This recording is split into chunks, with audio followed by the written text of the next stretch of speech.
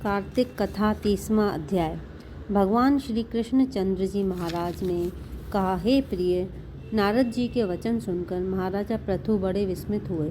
अंत में उन्होंने नारद जी का पूजन करके उनको विदा किया।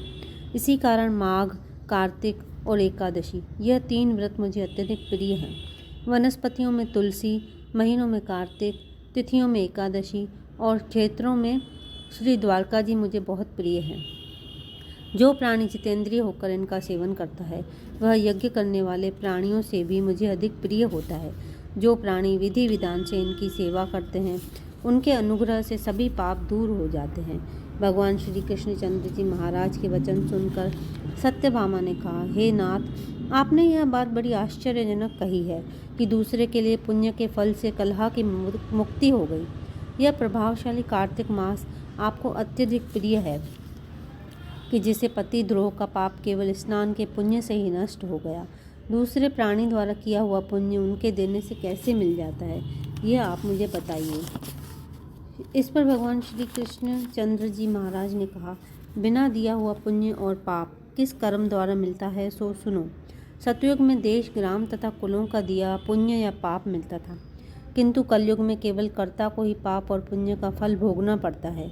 संसर्ग न करने पर भी यह व्यवस्था कही गई, और संसर्ग जैसे पाप व पुण्य दूसरे को कैसे मिलते हैं, उसकी व्यवस्था भी सुनो। पढ़ाना, यज्ञ कराना और एक साथ भोजन करने से पाप पुण्य का आधा फल मिलता है।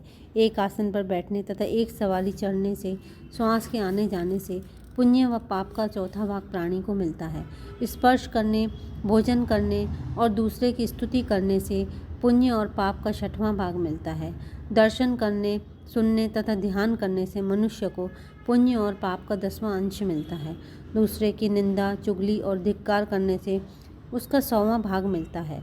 पुण्य करने वाले मनुष्य की जो कोई सेवा करता है, वह सेवा का भाग लेता है और अपना पुण्य उसे देता है।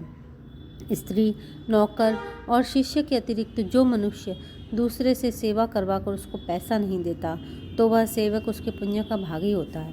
पंक्ति में बैठे हुए भोजन करने वालों की पत्तल जो व्यक्ति लांघता है, वह उसको जिसकी की पत्तल उसने लांघी है, अपने पुण्य का 6वां भाग देता है। स्नान तथा ध्यान आदि करते हुए मनुष्य से जो व्यक्ति बातचीत करता है या उसे स्पर्श करता है, वह अपने पुण्य का 6वां भाग उसे दे डालता है। जो मनुष्य धर्म के कार्य के लिए दूसरों के लिए धन मांगता है, वह पुण्य का भागी होता है।